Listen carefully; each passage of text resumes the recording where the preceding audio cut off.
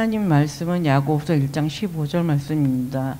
욕심이 잉태한즉 죄를 낳고 죄가 장성한즉 사망을 낳느니라. 아멘, 아멘. 오늘은 영적 성장의 방의 세 번째 시간을 가지게 되는데, 오늘 우리가 영적 성장의 방에 어떻죠? 우리의 영적 건강을 해롭게 해서 이 하나님으로부터 멀어지게 만드는 그런 요소들, 세 번째 시간으로 우리가 이 욕심이라는 주제를 가지고 함께 은혜를 나누려고 합니다. 이 결혼 30주년을 맞이한 한 60대 동갑 부부가 있었습니다. 이 결혼 기념일에 천사가 나타나서 30년 동안 착하게 살았으니 각자 소원을 한 가지씩 들어주겠다고 그렇게 이야기했습니다. 그랬더니 아내가 먼저 그동안 워낙 이 살림살이가 넉넉하지 못해서 여행을 한 번도 못했는데 죽기 전에 세계 여행을 한번 해보고 싶습니다. 그러자 천사가 아내를 향해 날개를 한번 쫙 펼치니까 즉시 비행기표와 여행 경비가 생겨났습니다. 이 소원을 말하자마자 이루어지는 것을 지켜본 남편이 이 아내의 눈치를 슬슬 살피더니, 그럼 저는 죽기 전에 나보다 30살 젊은 아내와 한번 살아보고 싶습니다 하고 소원을 빌었습니다. 그 말에 천사가 조금 당황하면서 그동안 두 분이 착하게 그리고 열심히 사셔서 드리는 혜택인데 이 소원을 안 들어드릴 수도 없고, 아무튼 그렇게 원하신다면 할 수 없지요 하면서 이번에도 남편을 향해 날개를 활짝 폈습니다. 그러자 남편이 폭삭 늙은 90세의 노인으로 변해 있더라는 겁니다. 우리가 성경 잠언 5장 18절을 보면 내가 젊어서 취한 아내를 즐거워하라 라고 그렇게 말씀하는데, 이 분수를 모르고 자신이 얻고자 하는 대로 욕심 부리며 살다 보면 그 욕심이 얼마나 허망한 것인가 하는 것을 깨닫게 해주는 그런 이야기입니다. 이 성경은 오늘 욕심이라는 것을 저와 여러분들에게 말씀하고 있는데, 분명한 것은 욕심이 죄라고 말씀하고 있습니다. 그런데 사실 이 욕심 그 자체는 죄가 아닙니다. 왜냐하면 욕심은 하나님이 우리에게 주신 본능 중에 하나입니다. 그래서 우리가 한번 볼까요? 원래 이 욕심은 이 헬라어로 에피디미아라는 단어를 사용하고 있는데, 이 단어는 뭐냐면 바로 동경과 갈망 그리고 욕망이라는 단어로 번역되어지곤 합니다. 이게 무슨 말이냐면 이 단어 자체로는 중립적인 의미를 가지고 있어서 나쁜 의미가 아니라는 겁니다. 쉽게 말해서 욕심이라는 원래 뜻은 뭔가를 가지고 싶은 마음입니다. 그것이 동경이고 그것이 갈망입니다. 그런데 욕심이 죄가 될 때가 있습니다. 언제입니까? 바로 오늘 본문 말씀을 보니까 욕심이 잉태될 때입니다. 욕심이 잉태하게 되면 그것으로 죄를 낳게 되고 결국 죄의 결과는 심판이 되고 사망이 된다라고 오늘 말씀은 우리들에게 경고하고 있습니다. 다시 말하면 욕심이 동경과 갈망에 머무르지 아니하고 욕망이라는 유혹에 넘어가게 되면 결국 죄를 짓게 된다는 그런 이야기죠. 예를 한번 들어볼까요? 어떤 초등학생이 맛있는 과자를 먹고 싶어하는 갈망과 동경은 죄가 아니라는 겁니다. 하지만 그 과자를 먹고 싶은 갈망이 점점 커져서 결국 과자를 가진 아이를 때리고 그 과자를 빼앗아서 먹는 데까지 나아간다면 그것이 죄라는 겁니다. 그 과자를 얻기 위해서 도둑질을 했다면 그것이 죄라는 겁니다. 결국 과자를 얻기 위해 과자를 가지고 있는 아이를 때리기까지 그렇게 생각이 발전되는 그 과정이 바로 욕심이 잉태되는 모습입니다.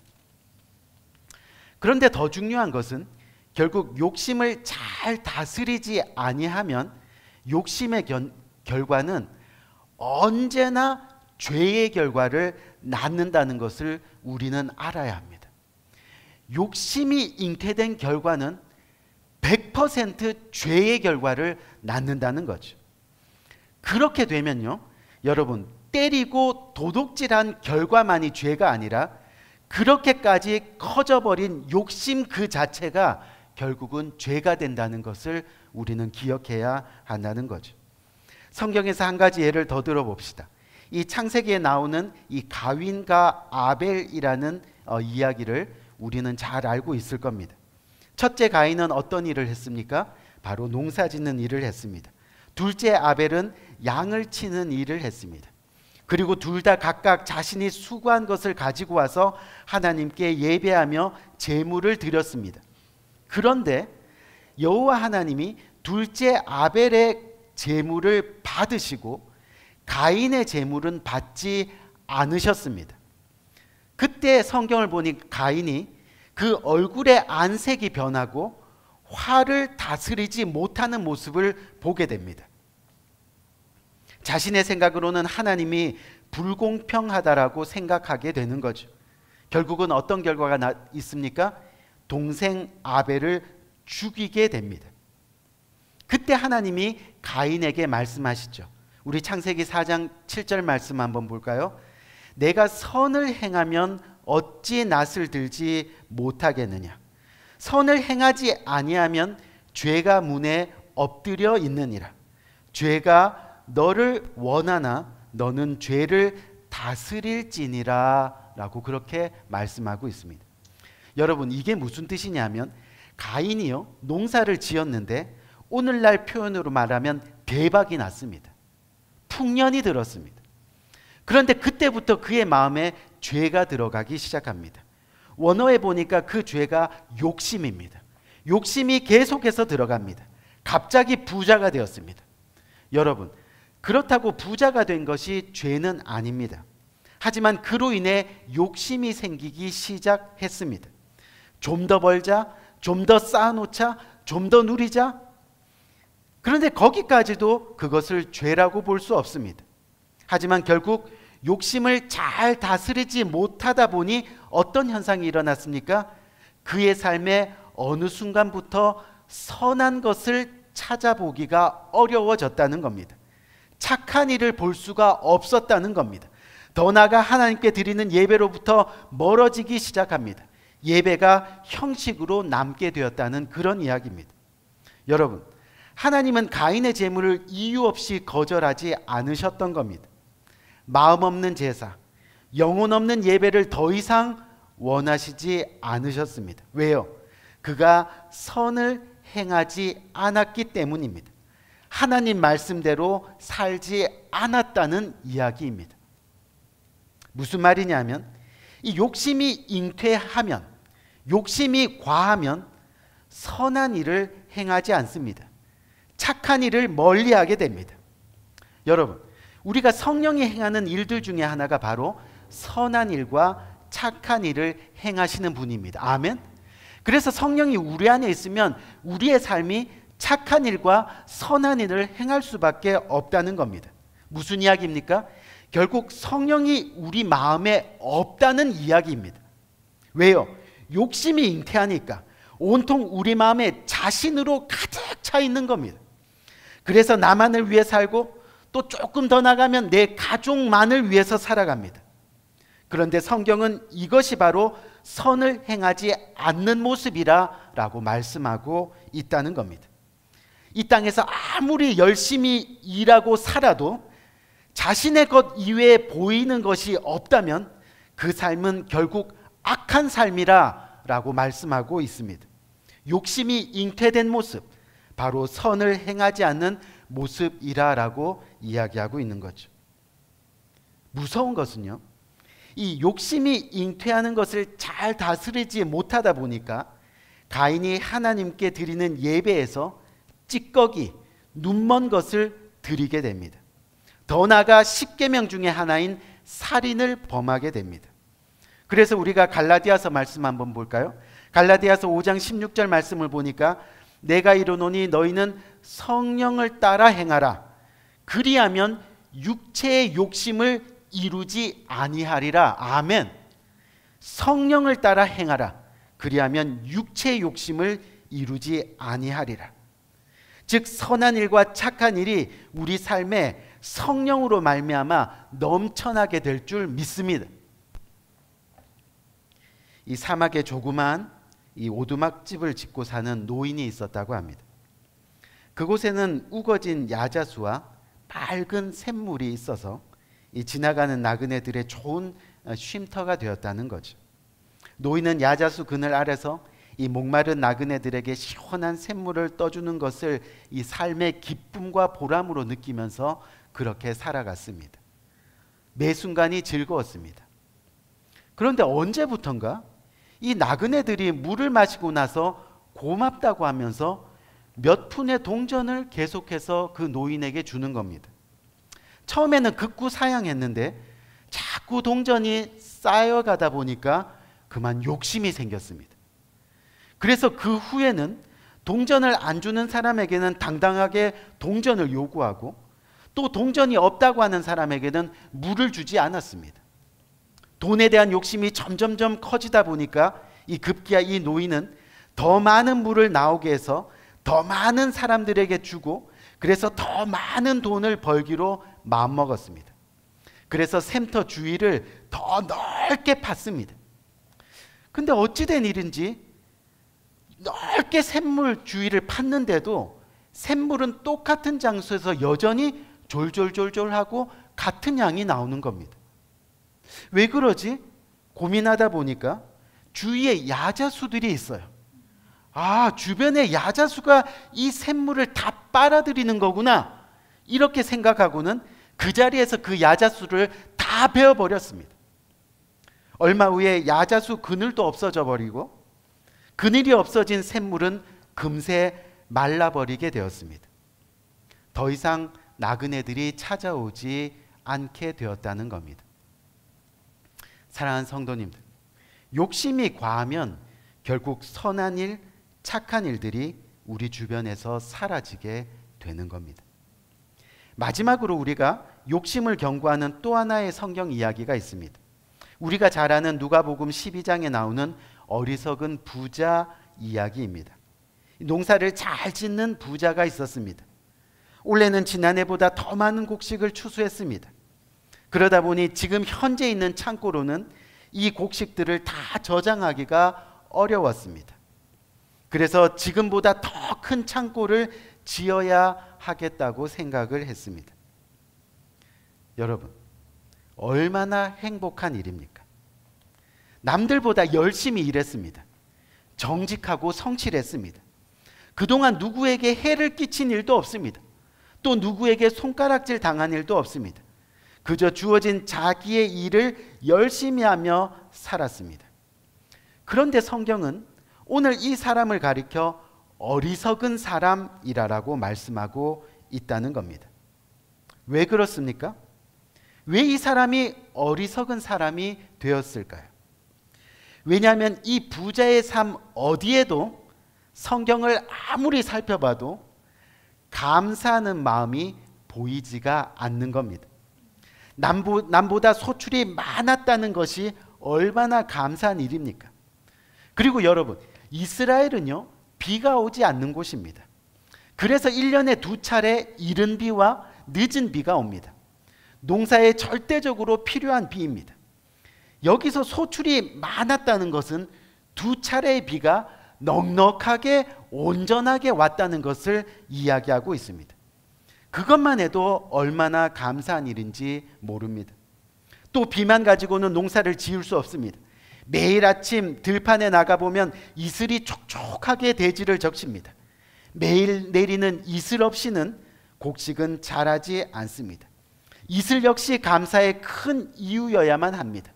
1년 내내 건강했습니다. 열심히 밭에 나가 일할 수 있었습니다. 일꾼들 역시 게으르지 않았습니다. 속도 썩이지 않았습니다.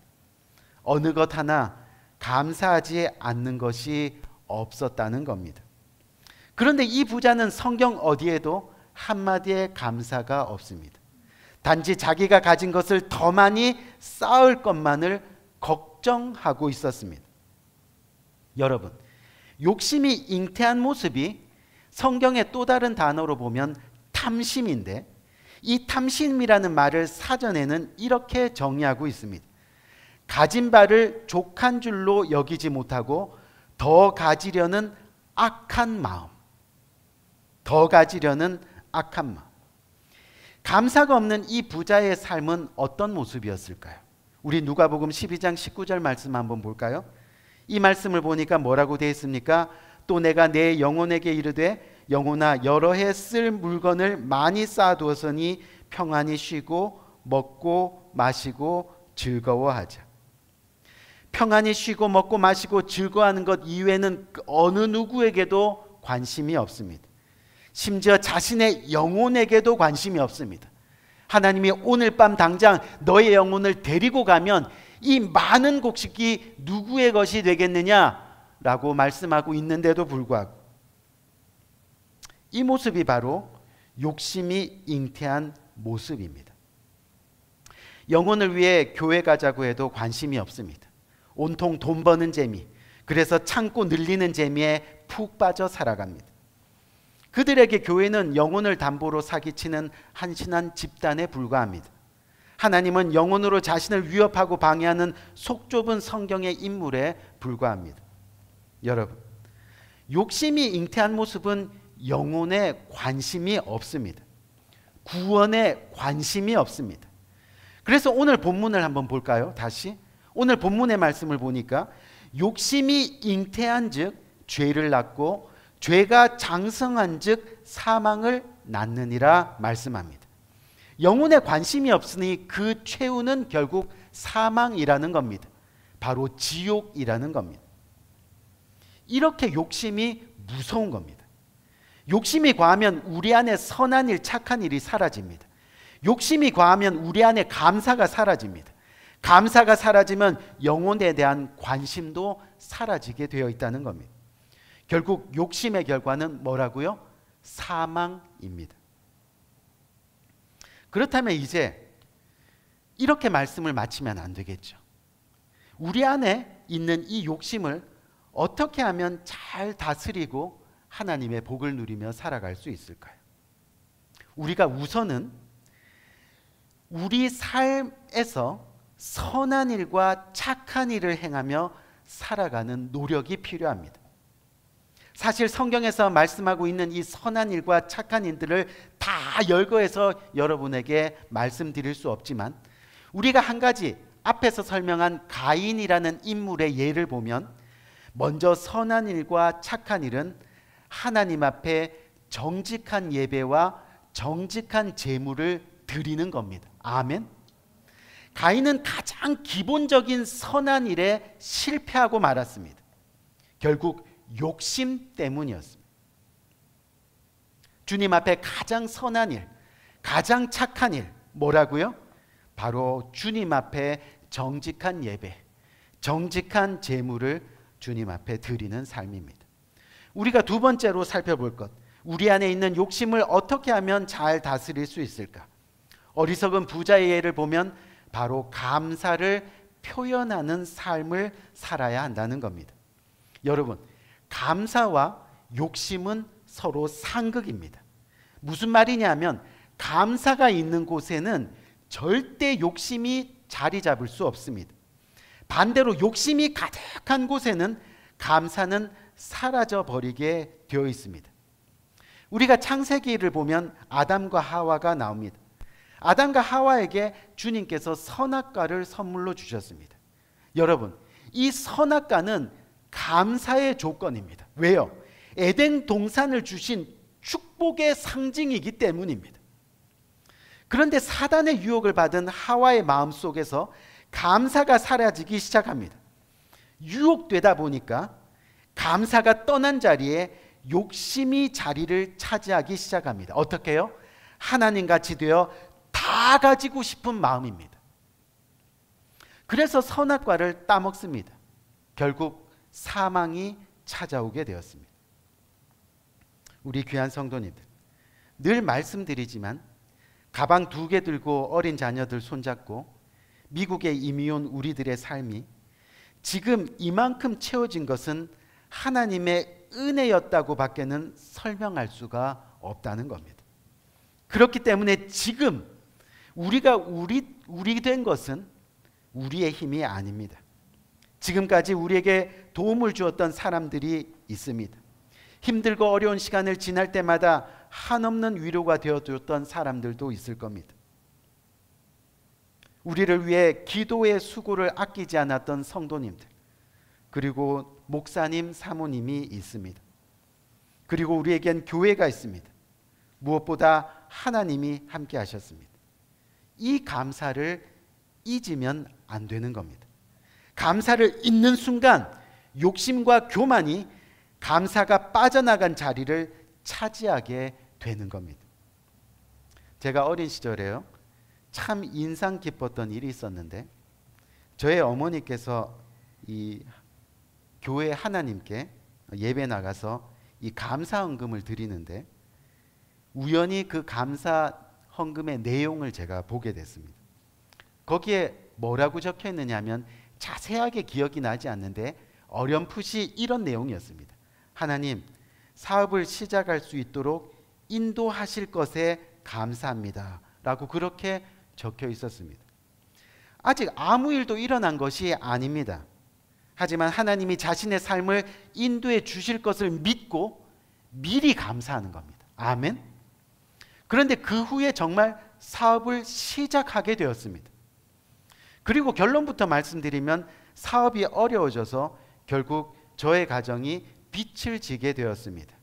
쉽게 말하면 망했습니다.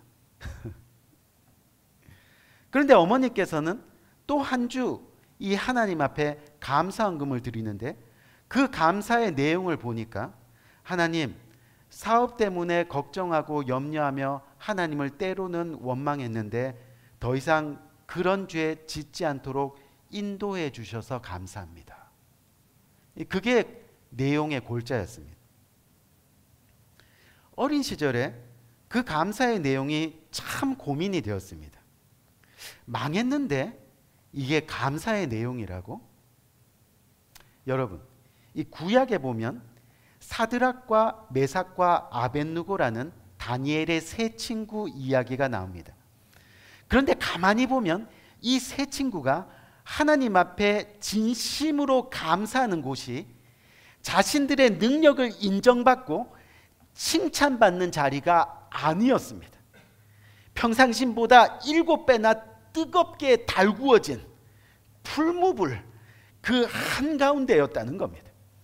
자신들을 그 속에 집어넣으려고 했던 병사들이 오히려 타 죽을 정도로 뜨거웠던 그 불 한가운데에서 그들은 주님 앞에 감사하는 겁니다. 삶을 통틀어서 주님 앞에 감사하는 겁니다. 그랬더니 그 뜨거운 풀무불 속에서 머리 털끝 하나 상하지 않는 놀라운 역사가 일어납니다. 감사하니까 하나님이 천사를 보내서 그들을 보호하시는 겁니다. 보호해달라고 떼쓰지 않았습니다. 그냥 감사했더니 하나님이 막 움직이기 시작하는 겁니다. 여러분, 어려울수록 은혜가 더욱 클 것이라는 것을 믿고 감사할 수 있어야 하는 겁니다. 그것이 저와 여러분들의 인생, 특별히 신앙을 가진 우리들의 모습이 되어야 하는 겁니다. 왜요? 그래야 날마다 마음속에서 일어나는 우리 욕심을 이길 수가 있기 때문입니다. 마지막으로 우리 안에 있는 욕심을 어떻게 하면 잘 다스릴 수 있을까? 마지막 세 번째 한번 볼까요? 세 번째가 영혼 구원에 관심을 가지는 겁니다. 아멘. 영혼 구원에 관심을 가지는.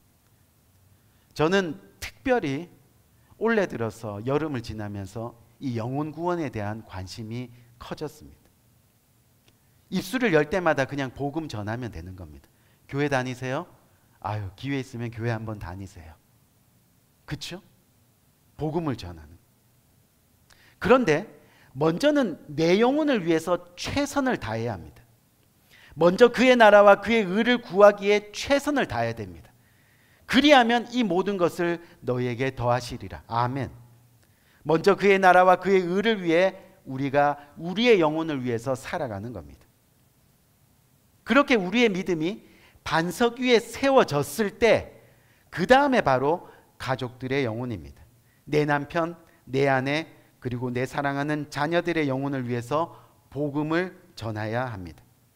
욕심이 우리 안에 잉태한 자리가 절대로 있을 수 없습니다.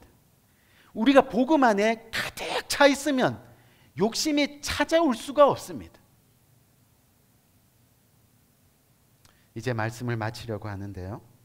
부디 선한 일, 착한 일, 그리고 감사와 함께 영혼을 위해 힘써 살아가는 저와 여러분 되시기를 주님의 이름으로 간절히 축원드립니다. 그리하면 이 모든 것을 너에게 더하시리라.